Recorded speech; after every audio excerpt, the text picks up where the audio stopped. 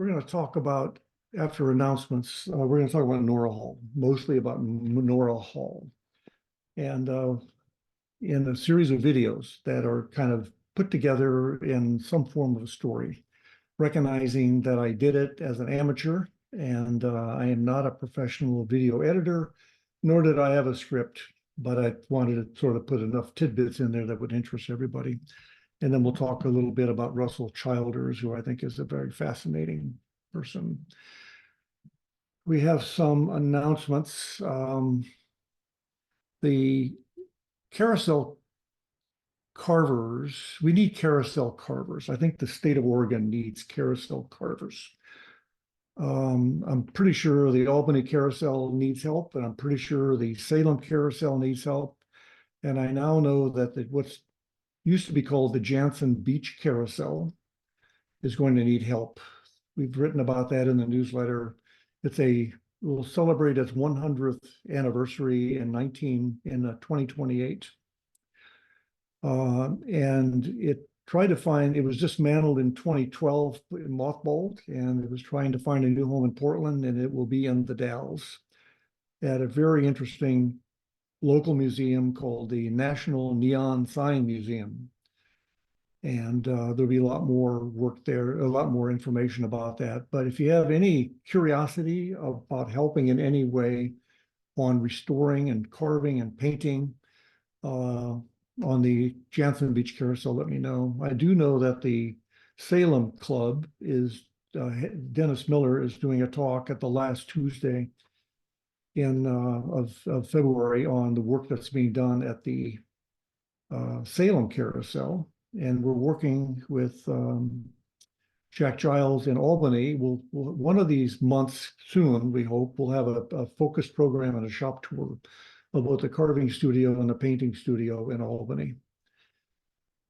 A reminder, we have two carving SIGs, daytimes and evening. The daytime one meets on the first Thursday, the evening, the third, and the third Thursday happens to be this coming Thursday. We rotate topics. And this one, it's a focused topic, then with some hands-on, 7 to 9 at the Guild of Oregon Woodworkers. And Nancy Gerard, who is online here, is focusing on pyrography. In March, we're doing a hands-on photography workshop for photographing your carvings using 2 different light box setups.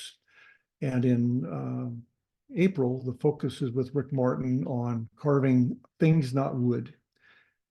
When I met Rick, he said, I've been carving for 50 years and I've never carved wood. And that caught my attention. He was a jeweler and he carved modeling wax, jeweler's wax, to model rings, pendants, bracelets, and whatever. He also carves tagua nuts. And I'm hoping that we'll be able to have a little bit of experience carving tagua nuts at the April meeting.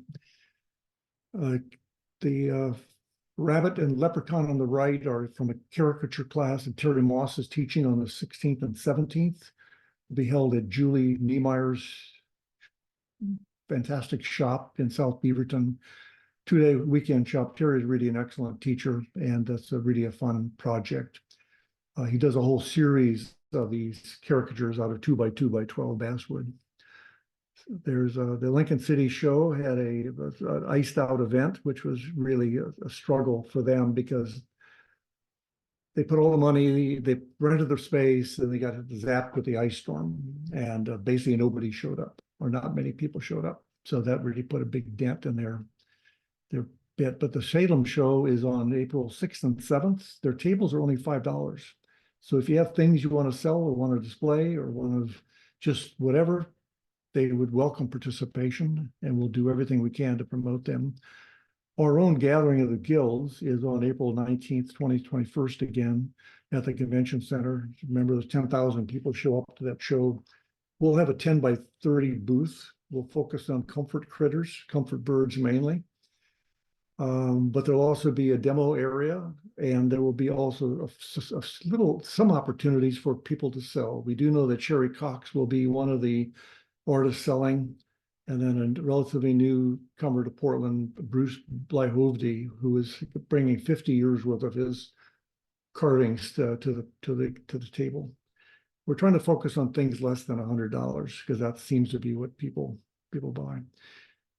We always start every month with a blank piece of paper and a pencil. And so Tom Sipe is always looking for articles, projects, carving sightings that you might have run across, the tidbits of videos that you might have seen.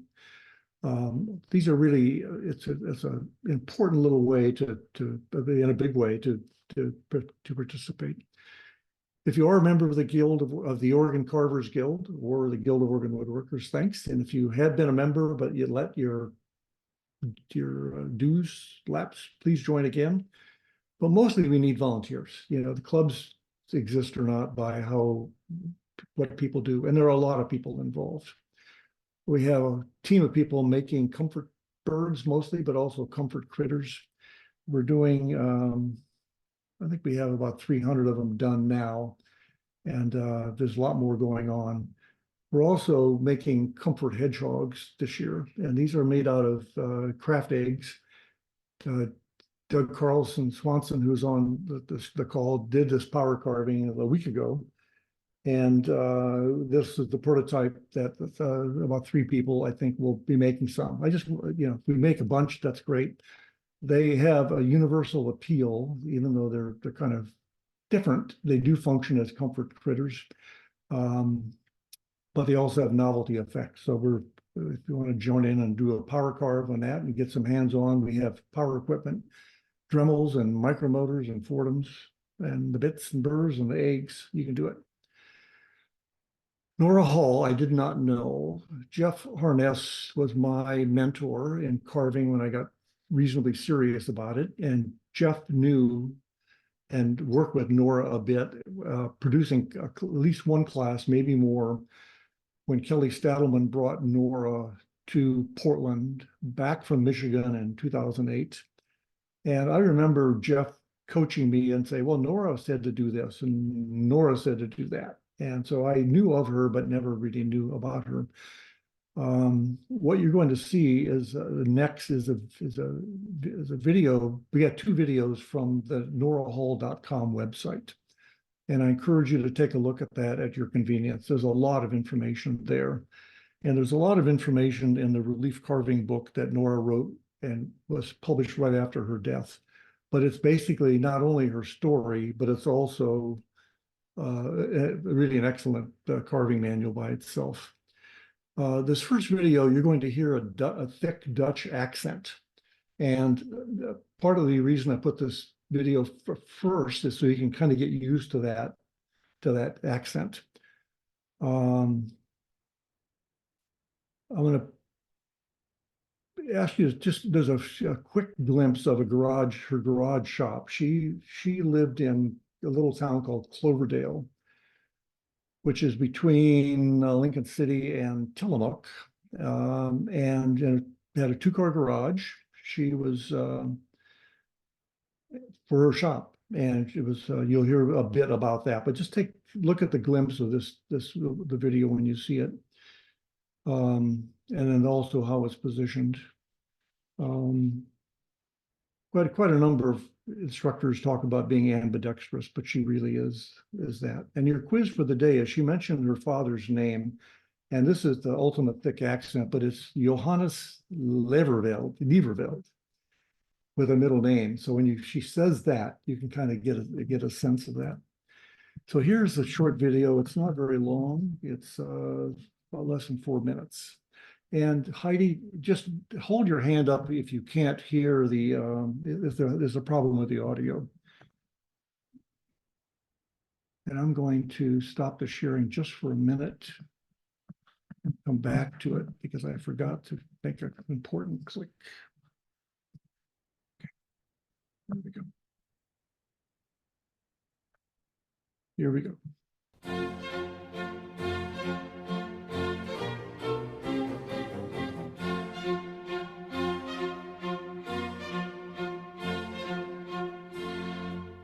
Today, Nora is working on a set of corbels, or brackets, that will support a shelf. She's decided to carve a grape motif into the soft yellow cedar. The top of the corbel will be engraved with grape leaves, and the bottom will spill over with a bountiful depiction of the luscious fruit. With the design sketched in, Nora's ready to carve. She uses an assortment of chisels that she has collected from European master carvers, including her own father. My dad's name was Johannes Gerardus Lereveld, hard to pronounce, and he was a well-known wood sculptor in Europe. I saw my dad carving a lot, and I was watching him, but that's it. I never asked him, you know, can I try it? Never, because it looked all so complicated with all the beautiful designs and acanthus leaves. In fact, Nora and her father had planned a completely different path for her professional future. I was good in art at school. My dad had big plans that I was going to be a teacher in school, in the colleges, you know, in art school. So I had to get my education first. But the shadows of World War II loomed ahead for Nora's native Holland and forever changed her destiny. Well, after high school, when I did my exam, for a high school exam, the bombs were falling. That's how I did my exam. Then when the Germans took over, we moved to the country because there was more food. There was no food in the cities. They took everything out. World War II ended Nora's formal education, but at age 18, Nora began her lifelong romance with carving. So I loved it so much that I thought, well, this is it for me. And my dad, of course, was very happy because he has a companion, his own daughter. So we were talking all day long and carving. It was a real nice time, in spite of the war. It was a good time for us. As Nora reflects on the past, the corbel continues to take shape. With the leaves and grapes formed, Nora turns her attention to the scrolls that will decorate the sides of the corbel. Of course, I don't use any more sandpaper, hardly any, in my work, because you want to show the cuts of the wood here. Nora uses a mallet and special chisel called a V tool to outline the spin of the scroll. After 6 decades of wielding the sharp instruments, Nora is confident in the control she has over the wood. You can't force anything. It's lively and crisp. A few coats of oil will give it just a touch of character and protect the wood from drying out. It brings out the carving better. It creates more shadow somehow. It takes Nora 2 weeks to finish one corbel. She will have to repeat the entire process to create the matching bracket. Carve treasures that will last for generations to come.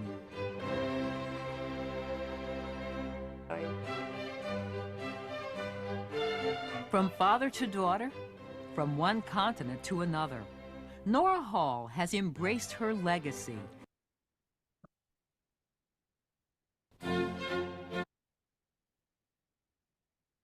Okay, hang on, there we go. So that was the introduction thing. Was that okay? Heidi, could you hear the audio? All right. These video clips came from different sources, and I had to work a bit hard to get the level the same.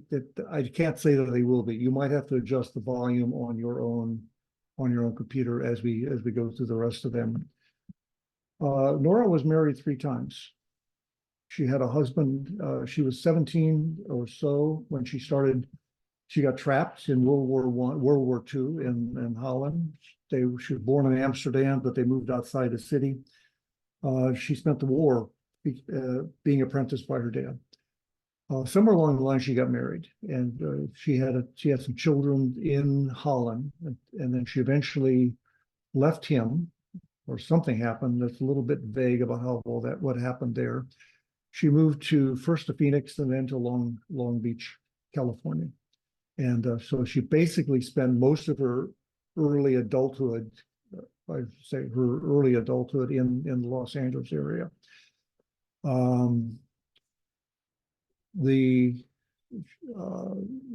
After the kids grew up, they all had interesting careers. One was a doctor in Michigan. One was a musician and an artist. One is an executive at Costco, lives in the Seattle area. The daughter now lives in northern Idaho and runs the website, norahall.com. But she learned how to become, she also divorced the second husband, or she divorced the second husband. The third husband was, I think, Sam Hall, maybe Artist Hall. So he was a really great guy. And you'll hear more about him, I think, from the son. The youngest son is named Wendell. We'll hear from him shortly.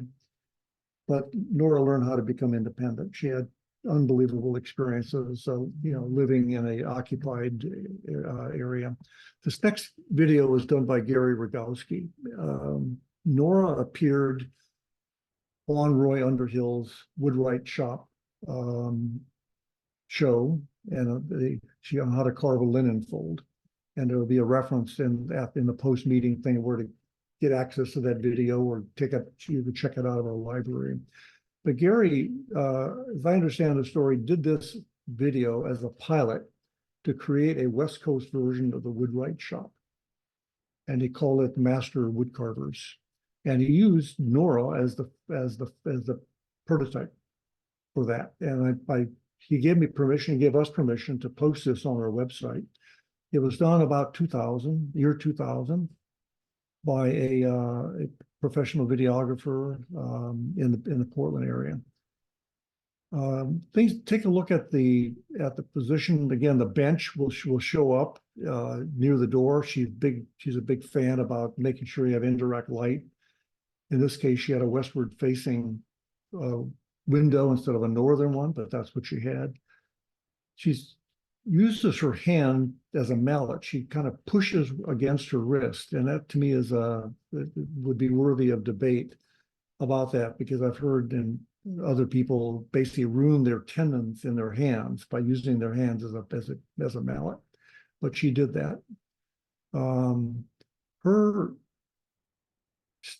She does relief carving. Her son, basically, Wendell said, of all the stuff that she does, mostly she's a relief carver. Mostly she's an architectural carver.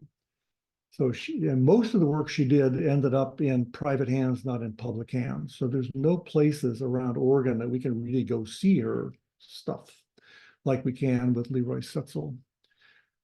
She always emphasized putting your wrist on the work. She always emphasized being ambidextrous.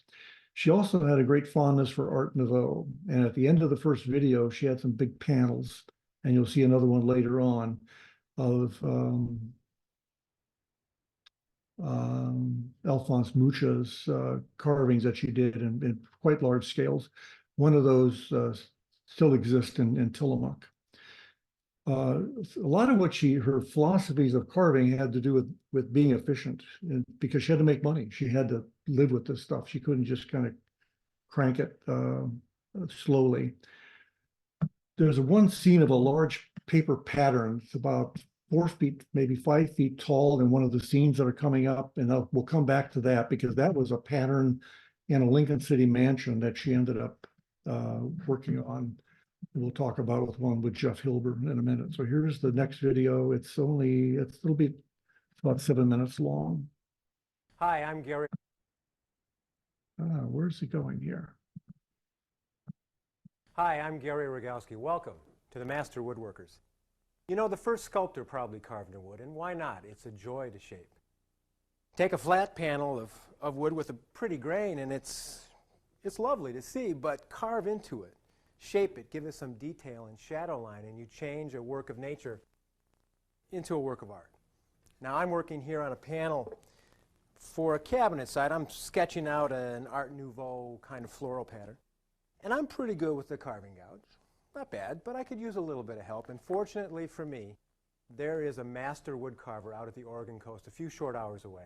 Her name is Nora Hall, and she's been carving for close to 60 years. So let's head out there and see if she can give me a hand with this. What you working on? Well, Gary, I'm working on a walnut leg, as you can see, ball and claw. And it is actually a recreation of a game table, antique game table. So I want to know, I'm a two-handed carver, but I see you use your hand as kind of a mallet. So why do you do that? Right, yeah, when it's real hard wood, I use a mallet. But this is soft enough. Yeah, this is soft enough. And I use of course, both hands, right? Yeah, now that's amazing. You can carve with either hand. Yeah. Is it hard? No, it takes about an hour or two, and then you're used to it. Really? Yeah. But you've been carving like this since? Well, 41. Since 1941? Yeah, and so That's I when you started started? when I was 4. No. No, I'm not that old. Did you apprentice with Yeah, I your... worked with my dad, so So you worked with him for how long? 5 years, and then I was on my own. You went on After that, off on yeah. your own after 5 years. So you're only 9 years old now. That's great. I really could use some help, not only just in the layout, but how to go about carving this intricate. I've done some simpler things. So you want to do it? Yeah, I'd like to do it, So you want me to teach you? if you think you can. It takes 5 years. Oh, well, I got time. You know, I got a little bit of time. 5 years to learn it. Well, You have to praise me every once in a while. That would be Right. nice. Well, I might. It's good for my confidence. All right. There's a certain way to carve, left or right-handed. Mm-hmm. I start out just doing this. I have the line, the pencil line, right in the middle of the tool. Uh-huh. Deeper? Yeah, a little deeper.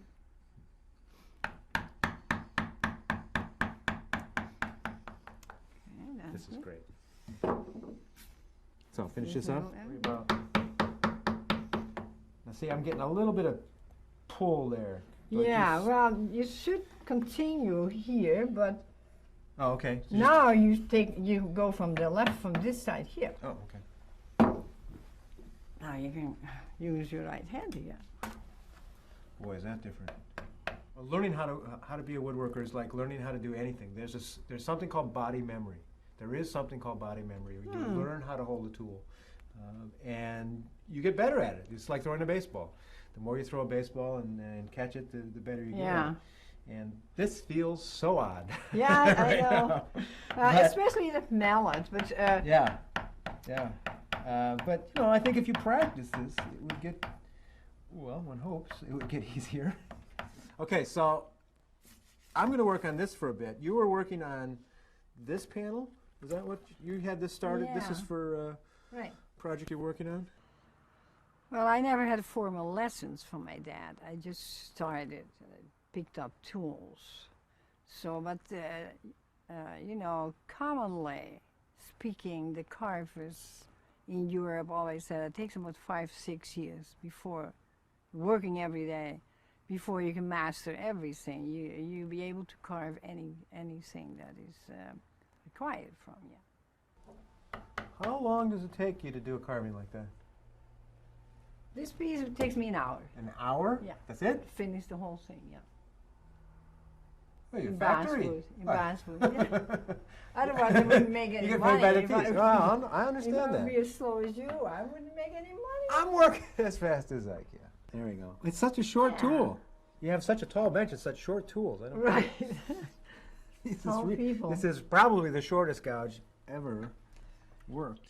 What's interesting about this carving is that I don't have to be unclamping, moving this thing around, or have it on a lazy Susan or something, spinning this thing around, or having to come up with different ways of moving this piece of wood. I move around it, so that makes it just great. Just a question of teaching both sides of my body, or is it both sides of my brain, how to work. It doesn't feel like I have the control yet, but it's getting there. Wood carving goes about as far back as the use of tools, and great carving cultures can be found around the world, from Bali to Alaska. The European tradition grew out of Egypt and was influenced by everybody, from the Romans to the Celts and the Vikings. Carving has adorned European furniture, panels, architectural details, church doors, and statues for centuries. Nora's work is firmly grounded in this richly ornate tradition. For her own personal work, Nora uses her carving to reinterpret the heyday of the Art Nouveau movement. So it's This is Art Nouveau. about an hour, 2 hours on this one. Yeah, about. Huh? Now, how long did it take? No, it takes a couple of weeks. Yeah. To carve Yeah. it. Oh, this is great. So when are you done with this carving? Well, you actually can stop any time. Sometimes you want to do too much and you work too long on it, and then it's overworked, overdone, the piece. Mm-hmm. But there's always something that you can still clean up. Well, this looks pretty great right now. You think so? I'd be pretty happy with this. Yeah. Yeah. I'd be pretty happy with this. Okay. And now, do you sign all your carvings, the ones that you can? Yeah, when people want me to. Just with a pencil? Do you carve your initials? Oh no, I carve my initials. Can you show me? Can you carve on mine? Can you carve your Okay, initials yeah. into mine? All right. It's Nora Hall.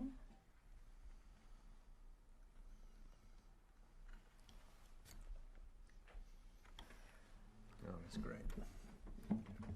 That's great.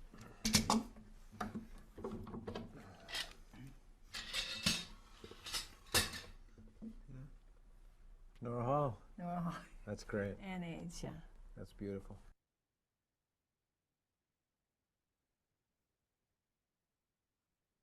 Hey, Hi, I'm Gary Rogowski. so that was, it would be lovely to be in person where we could have a discussion about some of these things, because there's a fair amount of things that we could potentially talk about. For those of you that don't know Gary Rogowski, he's quite a big deal. He lives in Portland. He's professional. He's an author, an educator. He is very well known nationally in the general woodworking arena. He wrote maybe the book on joinery. He's runs a organization called the Northwest Woodworking Studio, where he teaches professional woodworkers how to be woodworkers. He also does short courses, but he's a really interesting guy. This video was done 20 years ago, almost 25 years ago. So it's you can kind of see the poor quality of the video. Nora had a hard life in Holland, and one of the comments in the book, she had to help the family find food. Food was confiscated. She had to ride a bike once a week, 62 miles one way, to go to farms to find food and smuggle it back into her family and friends. And there's quite an interesting story in the relief carving book about that whole history. She was in Oregon from 1991 to 2002. And her husband was quite a bit older, it appears. And so as he was failing mentally, she decided they would move to Michigan, where another son was living who was a doctor. And so they moved there, and she continued to practice and carve up to the end of her life, and passed away there. One of the things I observe on her technique is she flicks the end of her tool up to get rid of that debris. And she's not spending time picking up a brush and doing it. She's just really moving quite rapidly. She and her son Wendell did 9 training videos. They're all in our library. You can check them out. And you can also buy them on norahall.com. They're about $25 a piece if you buy them. I'm going to show you an excerpt to give you a view of this. They were originally done about the same time in the early 2000s on VHS, because that's what they had, and then they were converted to DVD. So this is an excerpt on using the V tool, and she had a bunch of dogmas. One of the dogmas was, and you'll hear it, is no stop cuts, no stop cuts, no stop cuts. And this is the explanation of what it is in that section, but it's really about the use of the V tool. This is about 6 minutes. The next subject I want to talk about is the use of the V tool as contrary to using stop cuts. Now, stop cuts is really a bad word. I want to give you a couple of samples.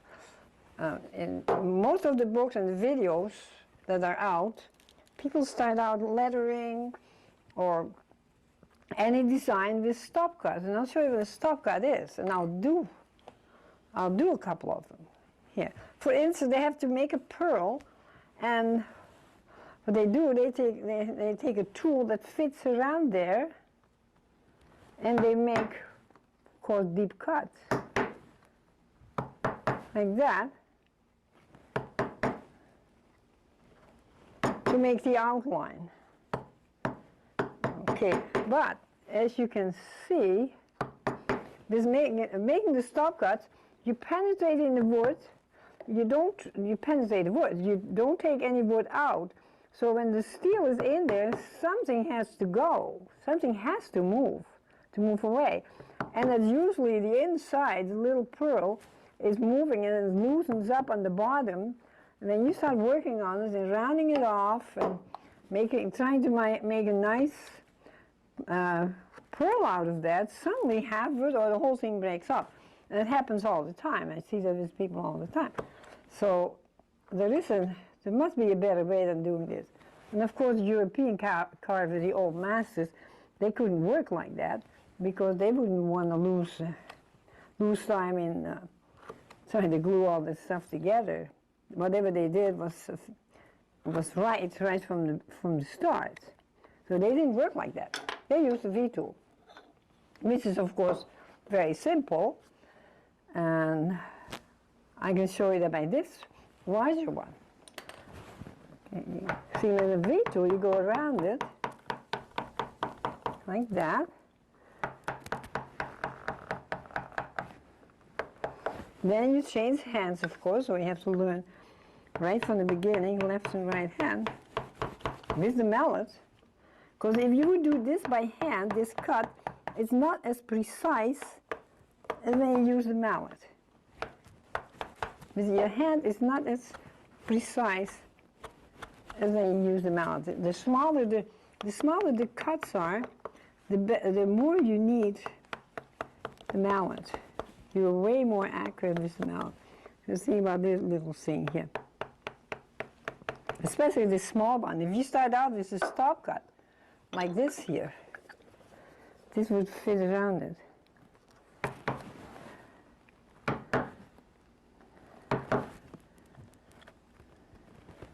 That's already breaking there. Can be sure of that. You do it with the V-tool, and then you sculpture it. You shape the whole pearl, you round it off. You usually use a 3 instead of this one. You round it off. I'll show you what you do next.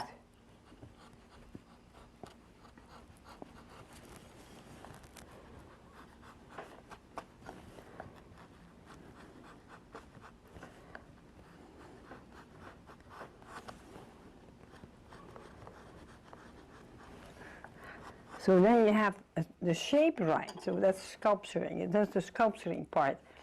And then you find a tool that fits right around there, for instance this one, and that's what the last thing you do is make a sharp outline, and that's not a stop cut because you don't stop anything at all, you just, I call this the push cut.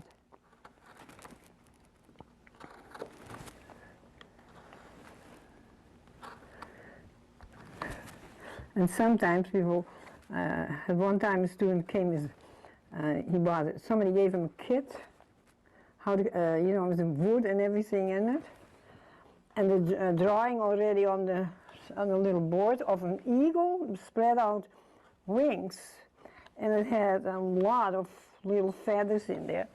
And the instructions were to start out with the little feathers, like that.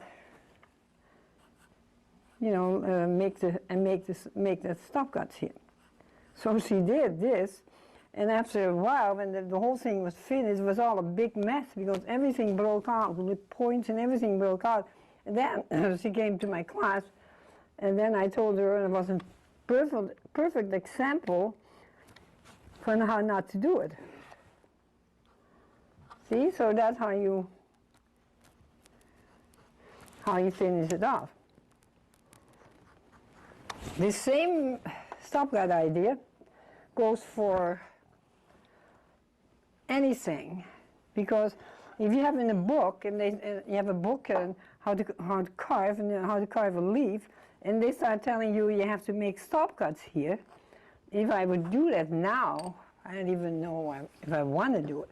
Make a stop cut here and there, this will break off right away. This whole point breaks off. So then you have to start gluing again. Now, here's another example. If you want to make you want to carve an eye, or I stopped it there just because it'll just keep going. The next subject. One of the reasons I show this clip is I thought it was actually foundational in a sense of an important lesson, but also to show you the quality or non-quality of the videos that were shot. I mean, they were done ad hoc by her and her son, and the camera jitter moving around kind of makes you seasick. But most of them do not have that. This was zoomed in highly. There's a series of video clips coming up. This is her son, Wendell. Wendell is her youngest son, lives in Tillamook, and is a very competent carver. He came to carving late. He worked with Nora extensively on projects around this period of time, and got his own stories. After she passed away, he stopped carving. So he's into music. So this is I interviewed him 2 weeks ago, and I pulled out some clips that sort of tell the essence of some of the stories about that. So I want you to meet Wendell. It wasn't N Hall, it was Nora Hall, woman, right? She wasn't a generic male carver, she was a woman carver. Do you think in Holland at the time she was being apprenticed by her dad, that it was common or uncommon for a girl, a woman? Very uncommon. Very uncommon, right? Yeah, from her generation, the women had a certain function, and yeah, she grew up in a really radical family. They did everything different. My grandfather had long hair past his shoulder in the 30s and 40s, so he was just a free thinker. And so becoming a wood carver as a female, she grew up in an environment that you could do what you wanted. You're an artist, why follow the old mores and the old tradition? We can do whatever we want. We're modern man. So it wasn't unusual for her, but coming to this country as a woman, a female wood carver, people weren't always sure she could do the work. She would say, she would make a design for somebody who was commissioning her for work, and they were always like, "Are you sure you can do this?" She goes, "You'll see. You'll see." And they were always astonished, blown away. Yeah, and that was part of the marketing when we got together, was pushing that image to separate her from all the other wood carvers in the country.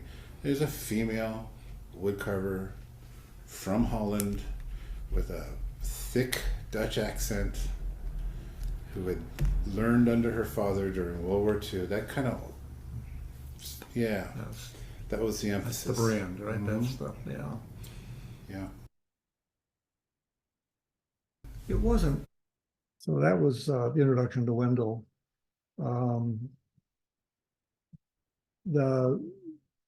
This next guy is Jeff Hilber. Those of us in the Guild of Oregon Woodworkers know Jeff because he teaches massive numbers of people. He's a retired professional woodworker.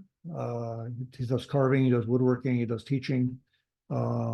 He's getting back into carving, experimenting with power carving because of body part issues. But he worked on a big project in Lincoln City, which he'll talk about. These are examples. So that mirror frame on the left of this picture is the sketch that appeared in one of the earlier videos. I said, keep your eyes out for a 5-foot pattern.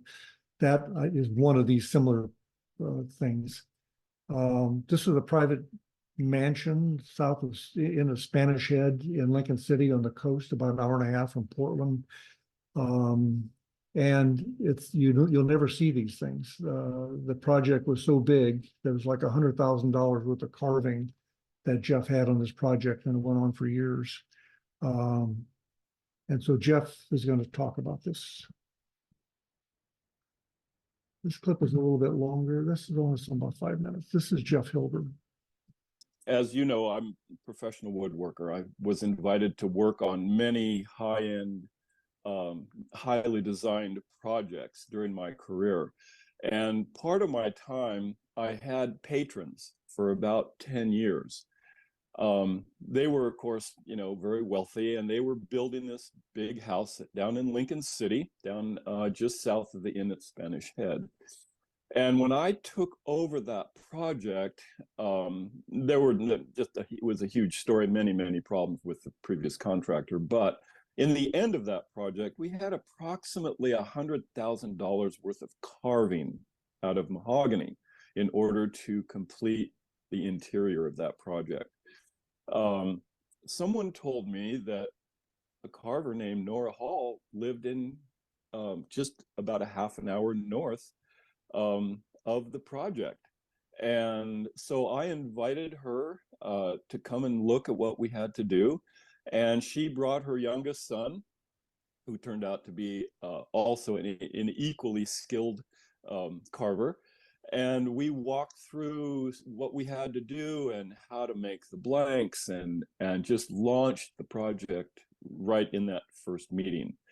So my job was to help with the design, to make all of the carving blanks that were going to get transformed into these wonderful designs that we were doing. And that was about a 2-year project to get all of that stuff done. It was quite involved. Some of the designs that came out were amazing. And of course, the carving work was absolutely astounding. I mean, you see this in person and you're like, wow, how could somebody produce something that looks that good? So it was quite a pleasure to have met them. And as we worked through each project and completed that and then went on to the next one, Nora invited me to come up to her studio in Cloverdale.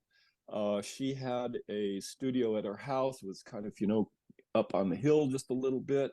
And I spent every Thursday afternoon in her carving studio. And if the weather was nice, we'd open the door. And it was like a palate cleanser for me. I was under such intense pressure with this project that having this invitation to spend a few hours with a truly amazing artist, Nora, was just amazing to watch her work. I never saw her put a knife wrong. She could just bring things out of wood that you just thought, how was that ever in there in the first place?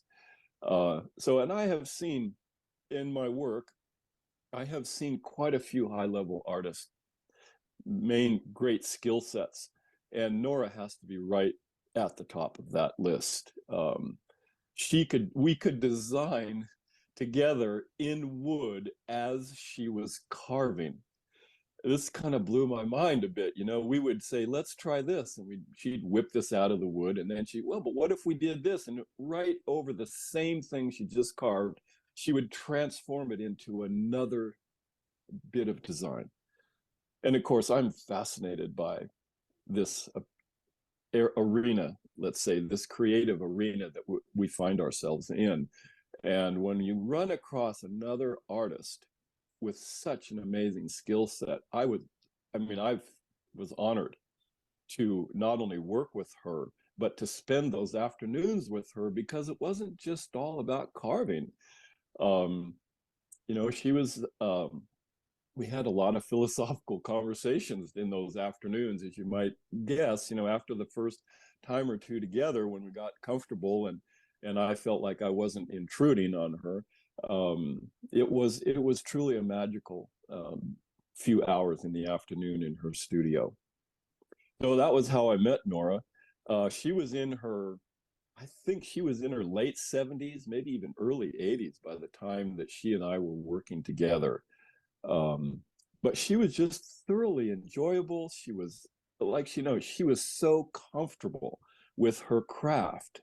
It was like her main dialogue came out through her hands and what she did with her carving tools.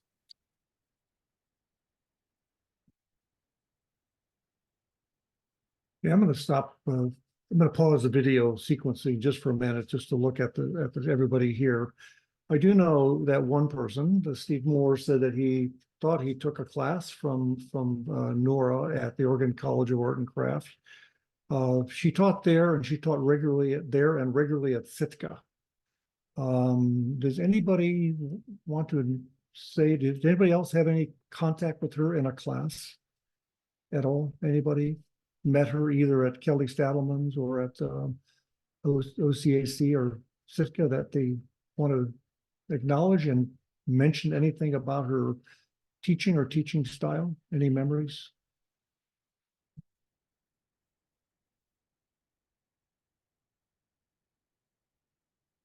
Okay, we'll just keep going.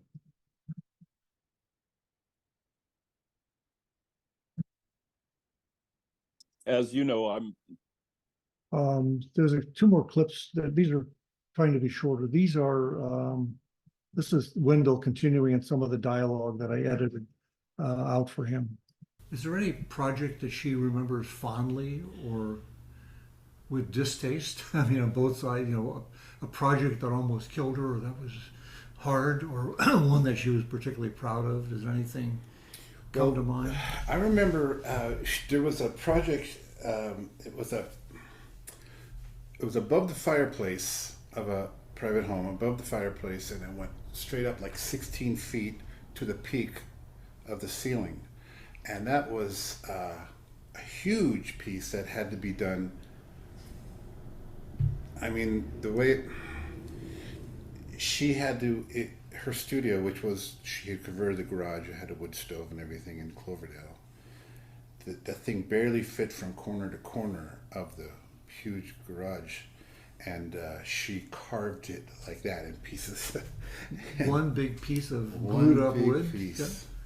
Yeah, and then we would pull it out, and it was heavy. We'd pull it out, and we'd put it up against the house so she could periodically look at her work in perspective and see what wasn't working or what was happening. And there might be photos of that on the website. Interesting. Yeah, right up against the house in Cloverdale. This was in a two-car garage. Yeah, right? It was. This was her studio. It was a two-car garage. Two-car garage, and the garage door had windows on it because all of her workbench was always up against the window because the lighting was so very important. And the best lighting, she said, was natural light coming in through windows. So she would carve up her workbench up against the window. And so in the Cloverdale studio, her wood carving bench was right up against the garage door that would open and close, but when it was closed, it had windows. So she got natural light that way. So when you say the work was against the windows, was it blocking the light, or was it so the light would come in at 90 degrees or straight on? Yeah, it would just be coming in this way, and because it's one of the things that she was very adamant about is that the lighting had to be really good, because she said wood carvers just create shadows, what they do, and you have to be able to have shadows to be able to see your work correctly, and the best light for shadow is natural light, and so it wouldn't be flooded with fluorescent lights and stuff. Her stuff would be like I said, the workbench would be sitting right next to the window so that she could look out. So you're saying the window now is on your right hand, right? The work, when she'd work, would she be where I am? No, the workbench would be sitting right under the window. Yes, right. Okay. The bench would be right up against that window. Okay, interesting. So that she couldn't work at night.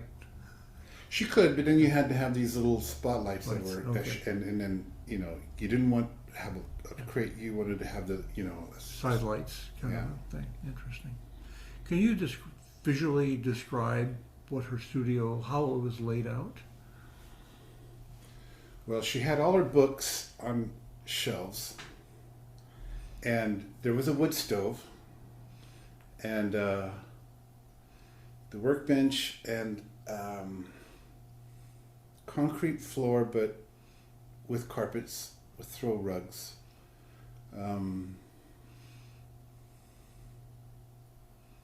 There's always music.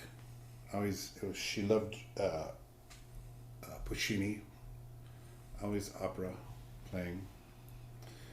And there was a table for clay that was dedicated for dedicated to the model that she was working from. And she would, yeah. Is it a sharpening station Oh yeah. also? Yeah, and she was very serious about. She felt that the best sharpening system she had was it was on a wheel, and it was like a felt wheel, but it wasn't a soft felt. It was a hard felt that she used a certain kind of paste, and it always was spun this way, away from her. Mm-hmm. She never let her students sharpen because everybody's used to it coming this way. Did she build that or design it or buy it, or do you remember? Yeah, with a motor with two, and then things on there, so that, and it sharpened. That was the best sharpening. And she see that there were some people who, woodworkers or carpenters who liked building a whole system of having so you get the perfect angle and the bevel, but she said this is the best. Now periodically you had to come in, because the bevel would round a little bit over time, so you had to get in there with some stones and straighten that bevel out. But it was a two bevel sharpening, slight bevel on the top, but mostly the bevel underneath. And the bench was a classical, simple bench, or was it special in any way? Well, it was higher than your usual benches, because she said workbench had to come up to if you're relaxed, had to come up to your elbow. All the way up to your The elbow. height of it, yeah. So if you're taller, the bench is going to be taller. But it had to be fairly high bench, because you're working like this, and if it's too low, you're working too, so it would make, But so that was a kind of rule of thumb. Did it have a vise on it, or how did she hold her work? Yes, it had the vise, and then she would also sometimes use clamps, depending on what it was, the project. When she did the vases, she had the person, whoever turned the vase for her, keep the metal thing that screwed into the wood, and then create a larger piece of wood out of plywood or whatever, so that she could lay it on its side in the vise. That was the best way to clamp it. Okay. We'll come back to that in a minute. I think we'll talk about vases in a minute. She did everything with long-handled mallet-ready tools, not palm tools. Is that correct? Right, yeah. Did she ever have any palm tools or knives? She tried them, but she never could get the feel for it. It didn't feel right to her. Did she use a mallet frequently or infrequently? Only when she's taking out a large amount of wood. I noticed she was kind of pushing with her palm a lot in some of the videos. Is that more typical? Yeah, you've got when you're refining the shape of the carving, you're using just the two hands, and both of them on the handle. But if you had to take a little bit more out, then depending on how hard the wood was, but then you would use that. If she was using a mallet, it was because she was taking out quite a bit of material. Most of it was just, like she said, polishing the wood. A lot of carvers develop arthritis or some form of carpal tunnel. Did she ever have any mechanical degradation as she aged? She did. I remember she couldn't open her fingers completely towards the end there. So was that debilitating or just a new? Somewhat. She might have gotten some work done by a doctor to straighten out that tendon. She might have had some relief that way, but She always worked standing up. yes, always. Never sat down. Never sat down. So what does?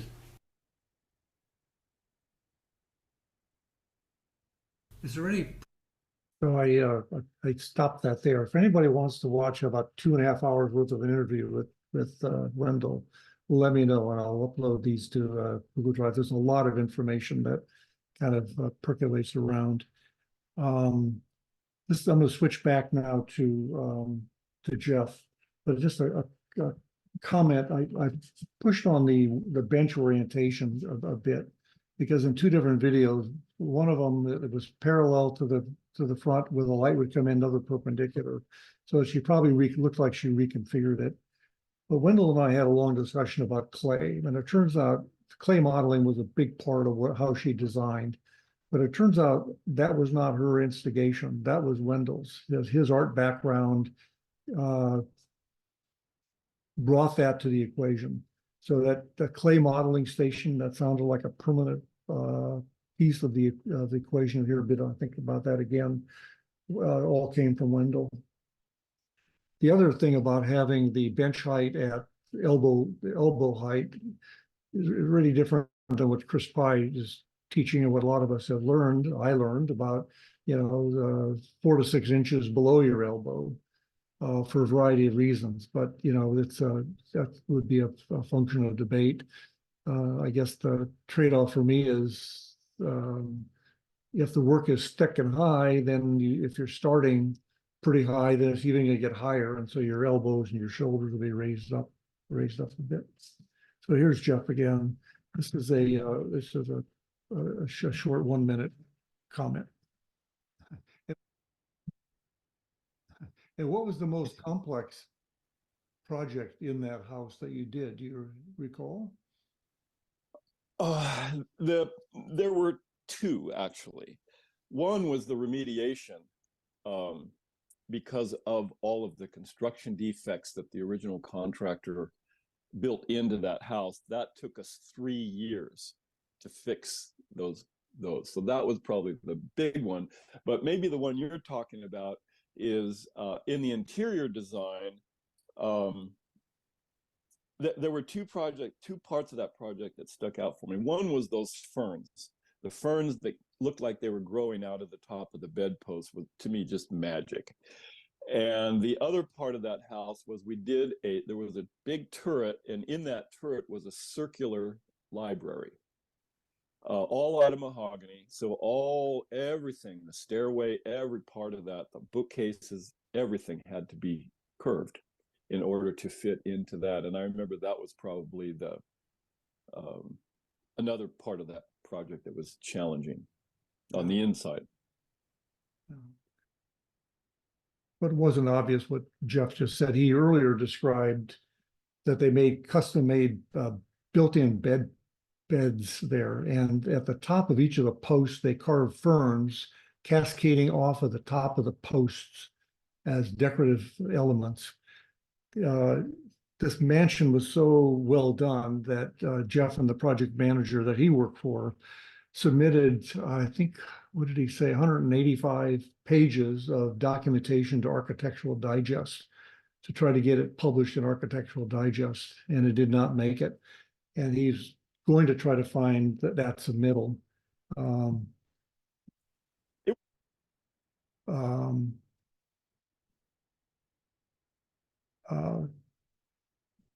Because there's some pictures of and photos of that exotic carving that was done. The other thing that was interesting is that this particular project had no design input from the owner. They trusted entirely Jeff and whoever he hired to pull this together. So there was, I want a client like that. They just had that kind of a relationship over a long period of time. So no design review, they just did it. This is a revisit of the shop again, trying to get a verbal description of it. It's not very long, but it's maybe 2 minutes. It was a 2-car garage that faced west, so that we could open the 2-car garage door on the weather days and be kind of like that. But it was so you'd walk in from the kitchen, and in one corner of that shop, and then in the middle was the clay modeling station, where everything got built out of clay before it was carved. And so that's where a lot of the design happened, was around that clay modeling station. Her carving bench was parallel to the roll-up door, the double garage roll-up door, so that as you sat at the carving bench, you were actually looking outside. There was a sharpening station set up on the far wall with, you know, the usual array of sharpeners for carvers and polishers and that sort of thing. And then there was a little place for wood to be stored. I know on one side there was a project that she had just finished up out of fiddleback maple. I said, how could you ever carve something in such detail out of fiddleback maple? But it was another astounding piece that was there waiting to be delivered. And so that was pretty much how it looked when you walked in. I think there was a little bandsaw. I know she had like a little 14-inch bandsaw that she used once in a while, or that they used for whatever they were doing. So I bought a set of carving knives from her. She had carving knives for sale, and her granddaughters sewed the canvas totes that you kept your knife, that little roll-up sort of canvas tote that you'd keep your carving knives in. So I have a set of carving knives, and one of those totes. I still haul them out, and that's what I carve out of. Is that little package that I got from Nora. The only other time we did any work together was when she was doing her videos.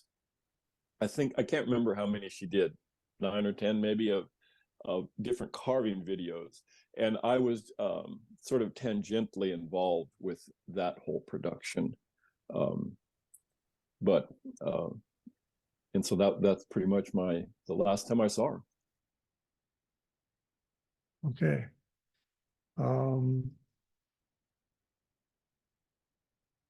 I'll just keep going. So I asked Jeff to try to summarize, to Wendell to summarize basically the core philosophical principles of carving that she wrote about in her book. She taught in her videos, and so you'll hear more of him kind of summarizing what this is about. I think she developed her own way of teaching, because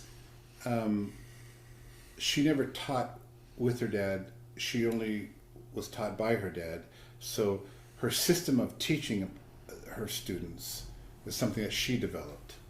And one of the first things she did is she talked to everybody before the class even began and said, okay, there's going to be a couple things that are going to be counterintuitive, but if you just listen to me and you learn it from the beginning, it'll stay with you for the rest of your life. And one of them was immediately learning to carve ambidextrous. Is that the word? Or left hand and right hand. Right away. And she would have the students make a series of cuts with this hand, and then a series of cuts with this hand, and get them on it immediately, so that the carver, the student wouldn't favor one hand. So that's hard. At first, she would say, at first it's going to seem awkward, but stick with it. Believe me, trust me, I'm telling you, you're going to thank me later. And everybody did. How else would you describe her teaching style? Well, the other thing she said, I don't care what you've been taught, what you learned before, we do not do stop cuts, where you're hammering with a mallet around the design. She says, I don't believe it's a bad word in my vocabulary. We will never do stop cuts. And it's not as fast. The fastest way to remove wood, if you're going around a pattern or a design, is with the V-tool. You take the V-tool, you run along the edge of it, and then you remove the wood you don't want.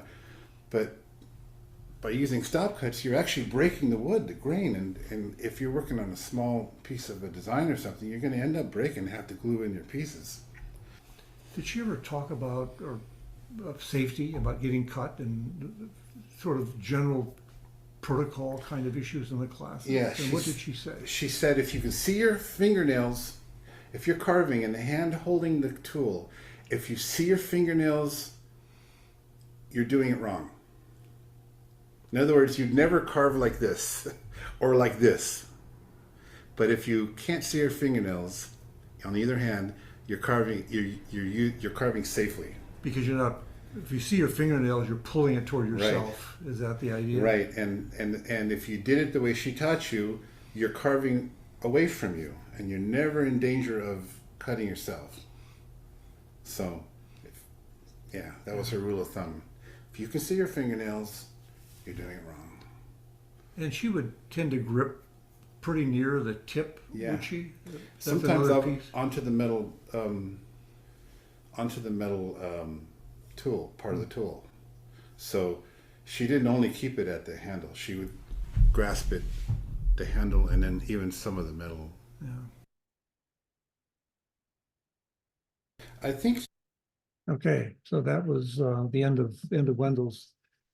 When Nora moved to Michigan, she moved in. I don't know if she moved in, but they did a remodel, and she did these kitchen doors and a big panel. I'll show you in the next picture. And these were done near the end of her life. Wendell said she was carving really right up to the time she passed away. And you can look at these motifs. These were done in cherry. There was a pair of them. When the house got sold, her other son, by the way, the doctor, passed away. So when they sold that house, they made sure that they kept the carved panels. There was 2 of these kitchens, and then this was a very large panel. This was about 6 feet tall by about 2 feet wide, I think. I oriented it this way, but it was mounted vertically somewhere in the kitchen as a panel, and it's stunning. It really is nice.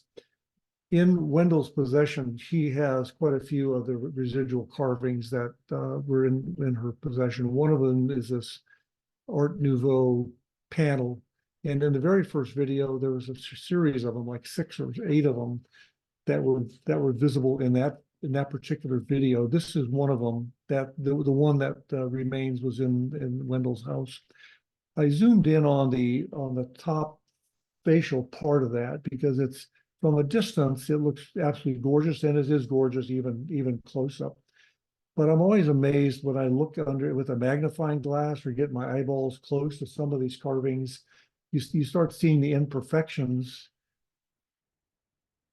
as you get close, but they don't matter because the viewpoint is at a distance, and people just don't see, the details where the vertical and the horizontal edges meet, and they're not quite perfect, or there's slight imperfections in the background. None of that matters. If you look at the cheek line in the left-hand photo, you'll see the shadow of her cheekbone, and it's visible obviously in the close-up as well. She also did a project. I think there may be 6 or 8 of these guitars, by the Gibson Guitar Company. They had a special division, I guess, that made custom-made guitars, and so they were sold before they were even carved. And so she got to carve whatever she wanted to do. They provided the front and the back. This particular image I grabbed right off the norahall.com website. And in the gallery there's a whole lot of other guitars that were part of this design section. And so, is this relief? Yeah, I guess it's relief, but it's also a novel application where money was no object, and the artist could do what they wanted to do. You'll notice in the earlier videos that she frequently drew straight on the wood. She wasn't transferring papers through laser printers or carbon papers. Sometimes she did, but more frequently she was drawing straight onto the wood. And when she did draw on paper, both Jeff and Wendell said she drew with a charcoal pencil, with charcoal. And she has a video in a segment in the tips video about that and why she liked it. And she had a feather brush from like a wing of a duck. And so when she wanted to get rid of debris from the charcoal, she would just sweep it off. She would take her finger and rub the charcoal off and make really rapid design choices that way. This is, I think, the last piece. This was done in 2010. So this was a wood carving illustrated article. I think it's 3 or 4 pages long. If I have a copy, if you want to email me, I can send it to you. But she submitted this design to Wood Carving Illustrated on relief carving an Old World Saint. And this is a classic project. There's just a few of these pages, but this is the object on the left-hand side. And it's a classic Wood Carving Illustrated article, numbers 1 through 10, 1 through 11, on how you carve that. And this style is the same style that she uses in her relief carving book that I had a picture of earlier.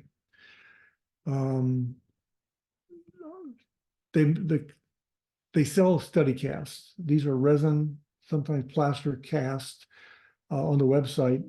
But our library has not only books and magazines and tools, but it also has objects. And these probably have about 25 study casts, maybe 15 of them from Nora Hall, some from Mary May, some from others. So if you are ever looking to kind of look at any of these patterns, let me know and we'll figure out how to get these organized. I'm still looking for some librarian help to try to index, inventory these, put them in protective containers so they don't get damaged. But we have a lot of these particular Nora Hall ones.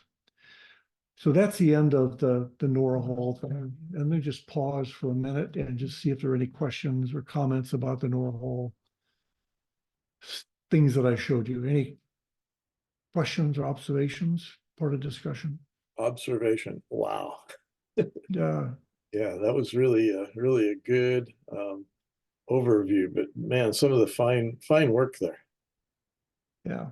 And if nothing else, I would suggest you check out one of the 9 DVDs, or go buy one of the 9 DVDs. But the libraries here, I like libraries because you can decide whether you want to own them yourselves and take a look at them. And they're about a half hour, maybe an hour at most each.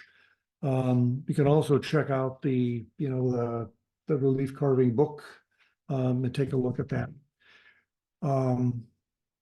There's a lot to learn. I regret that I didn't have an interest in carving early enough to have a chance to meet her, take advantage of that.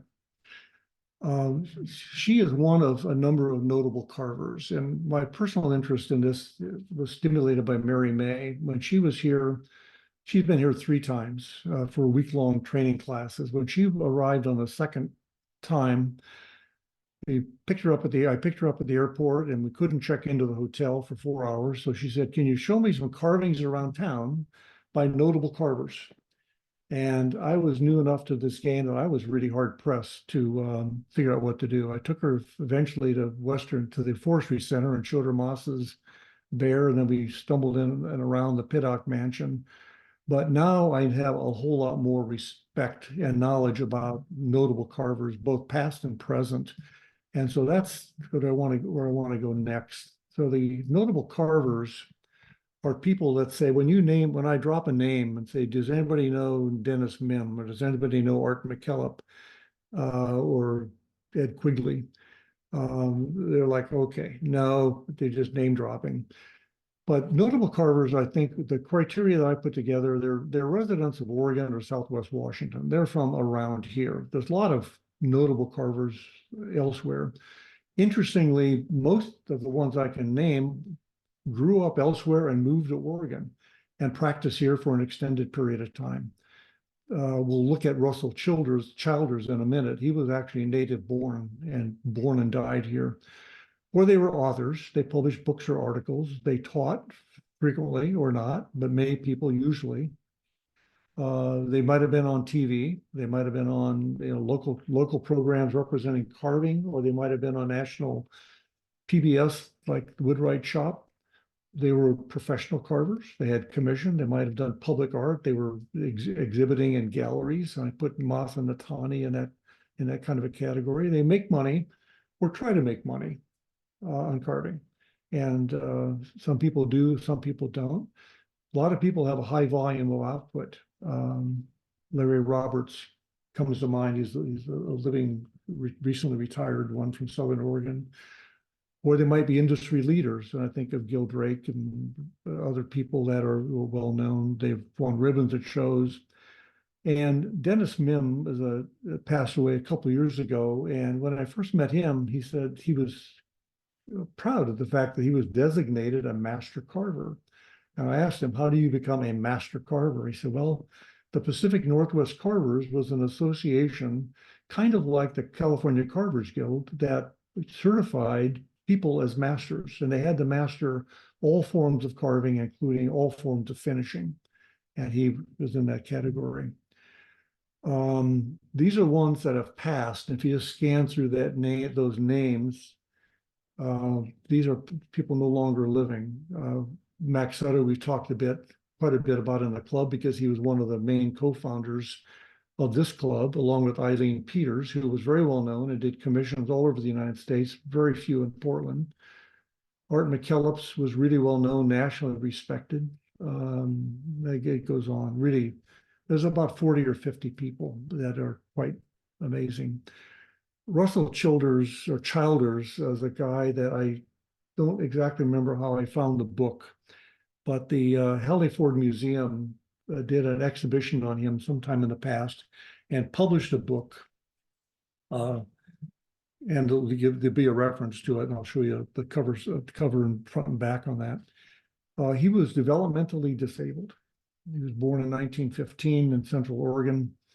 By law, if you were developmentally disabled, namely you were characterized as being retarded. In his case, it wasn't clear. He couldn't speak. He couldn't hear. He had all kinds of behavioral issues. And so at age 10, he was taken away and put into the state hospital, the state, whatever, Fairview in Salem. He spent 39 years of his life there. He was somehow discovered carving, and we'll walk through a bit of that story, but this is a picture of him. He eventually was recognized, and allowed to live independently, and moved to Lebanon, Oregon, which is 40 miles north of Eugene and about, I don't know, 10 or 15 miles east of Corvallis, right off of I-5. And I mentioned that because he worked at the Willamette Valley Rehabilitation Center in Lebanon, Oregon.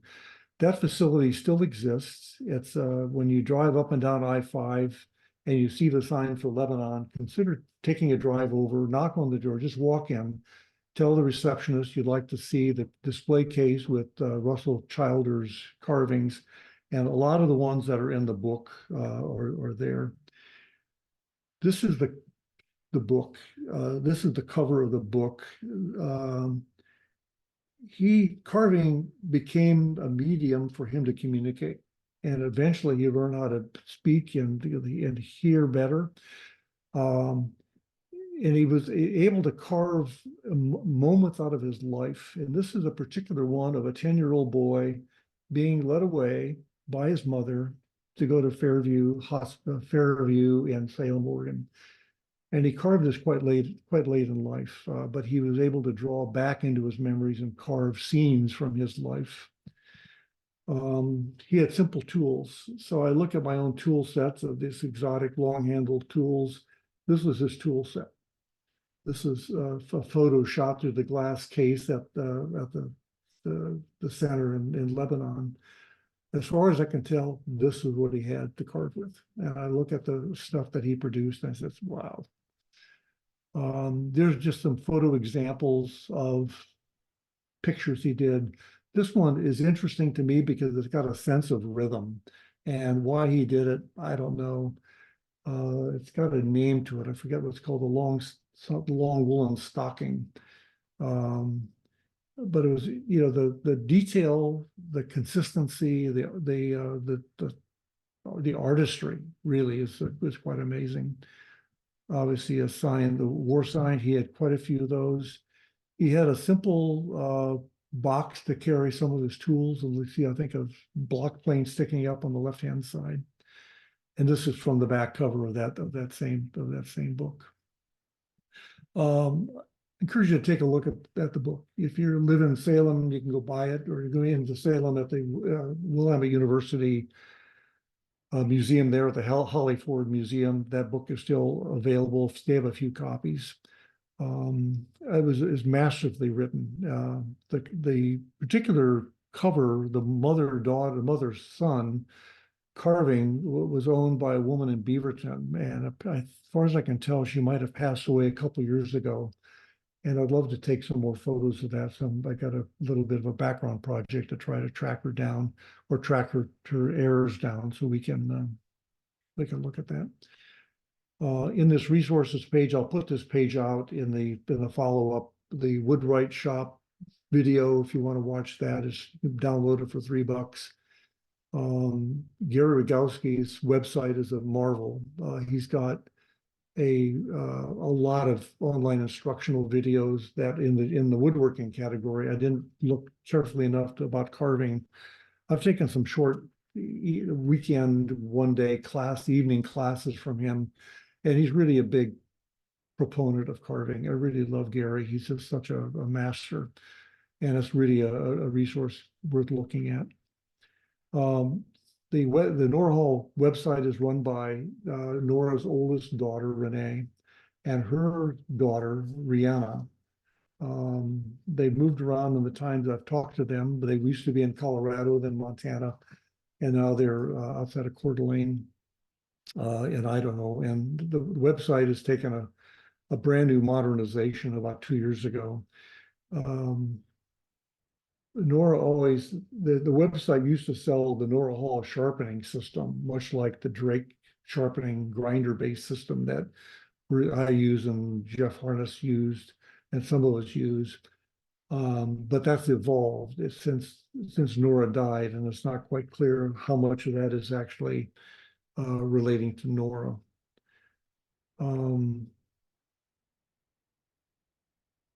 That's it.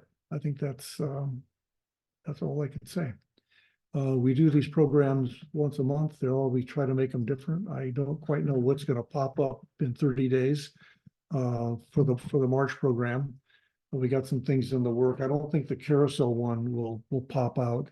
If you haven't ever been to the Albany or the carousel carving shops, you really got to go. I mean, they're just unbelievable operations. The Albany one took the community 20 years to build that dream from scratch and to hand carve all those animals.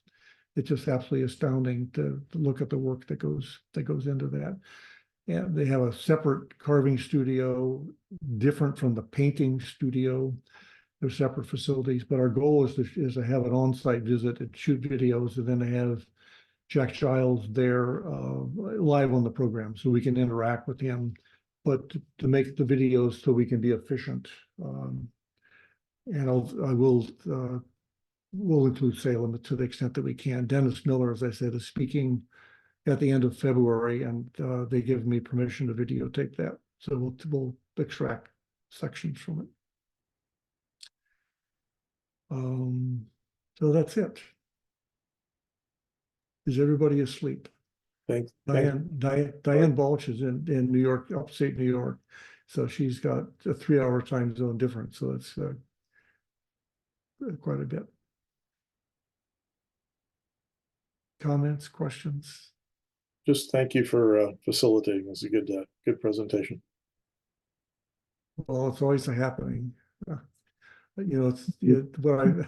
I find is that trying to do these things live has got its own stresses for whatever reason. But they're fun. But I hope that somebody else will pitch in. And what I'm trying to do actually is have someone adopt one of these notable carvers and join them at the hip, past or present, and start building some of the stories. For those of you that remember, I don't know if Smithsonian, somebody invented the idea of StoryCorps some decades ago, where they were doing audio recordings of people that capture the history. That's my goal. I want to create living legends that we can archive these people so they aren't forgotten. University of Oregon documented Leroy Setzel's life and his art and architecture. And the Oregon Historical Society documented Ed Quigley's fabulous amount of work. Yeah. Masanatani will not have the likelihood that a museum will adopt him.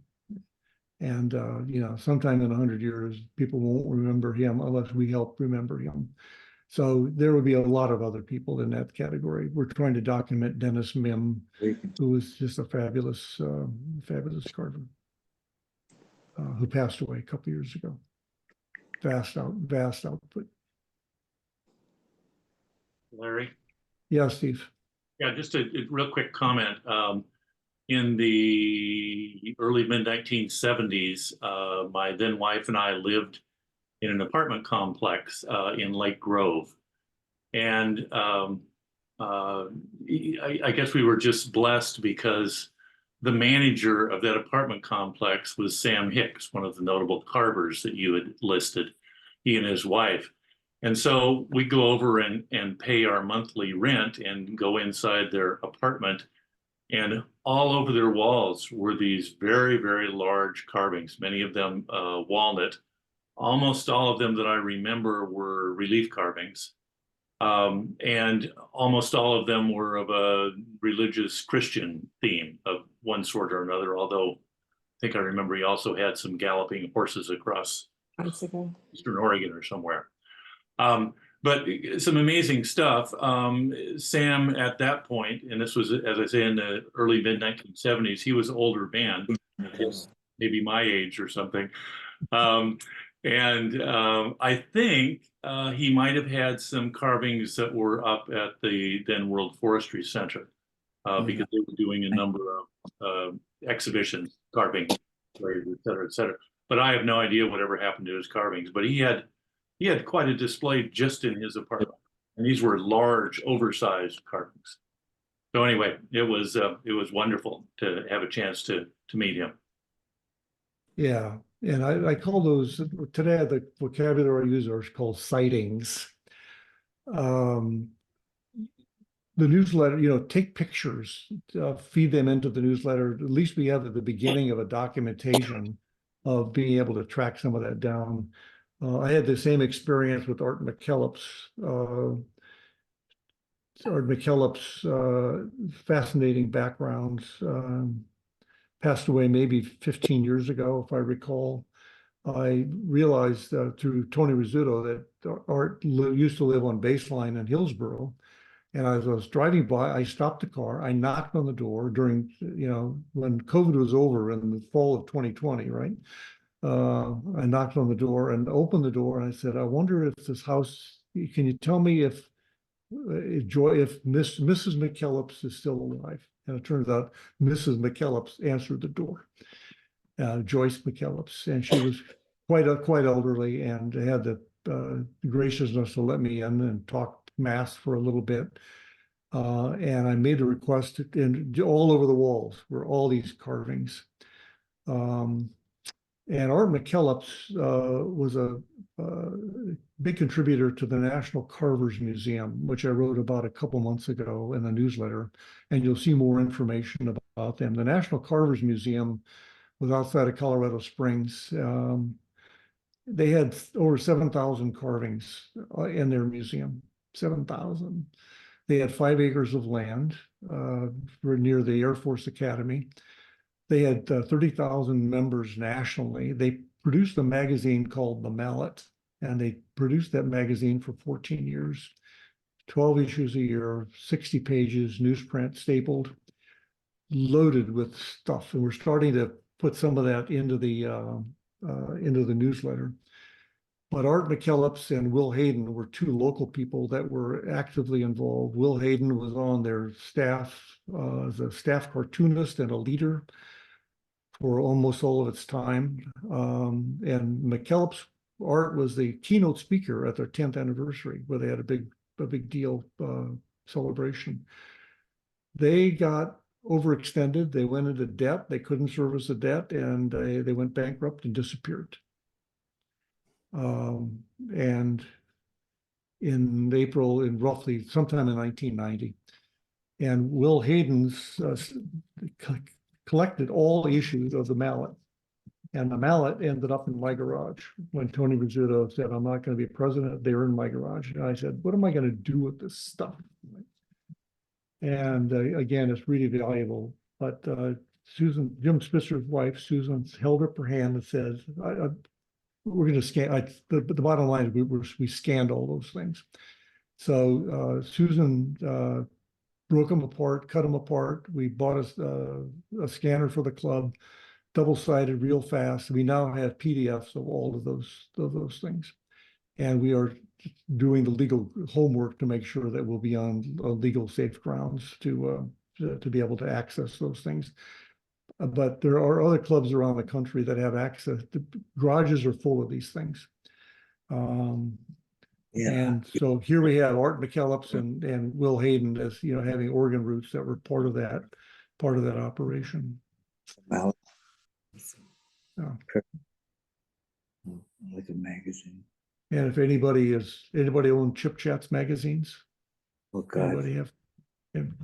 Yeah. There's no index. 50 years of magazines with no index. We have a complete collection of the magazines. And we have a parallel project going on that the National Board of Directors has agreed to, that they're going to digitize all of them and make them available. So that's going to be a project that some of it will be done here in Portland. So if you want to get involved, let me know, because it'll be it's notable as a treasure that we want to preserve and access. We have many Oregonians that contributed to that magazine with articles, Max Sutter being one of them. He serialized 33 of his deep relief floral carvings. We know those because we can find those, but what about all the other ones that were there, shows that were done in the 70s and 80s and 90s that have photos that will be lost. So that's another preservation project, is a piece of this. Steve, thanks for sharing that. Okay, I want to give credit. I give credit to Doug earlier about the comfort critters. We need help sanding. We need help making them. Thinking about suggesting to every member, donate 2 a year. And if everybody donates, carve 4, keep 2 for yourself, and give away to your needy friends, and donate 2 to our collection. Then all of a sudden we'll have a couple hundred more than we would otherwise have. But right now we got three people on Monday mornings working in the hatchery, grinding and sanding away, and others working offline. So it's quite an interesting thing. So, okay. Any questions, observations? Thank you for Diane to staying awake for 3 hours and joining us from her. She said her wood heated house that was getting a little cold. But I told Diane is in her earlier life was living in Beaverton for a while, but now is in the greater Schenectady area and is a carver, and she's the godmother of our own Comfort Birds project. And so thank you, Diane, for sticking with us. Okay, I think we're done. See you at the carving sig one way or the other. So try to join those daytime or evening if you can, if you live in the area. But thanks for the out-of-staters for being part of our club. Appreciate it. Okay, take care. Thank you very much. Yeah, bye.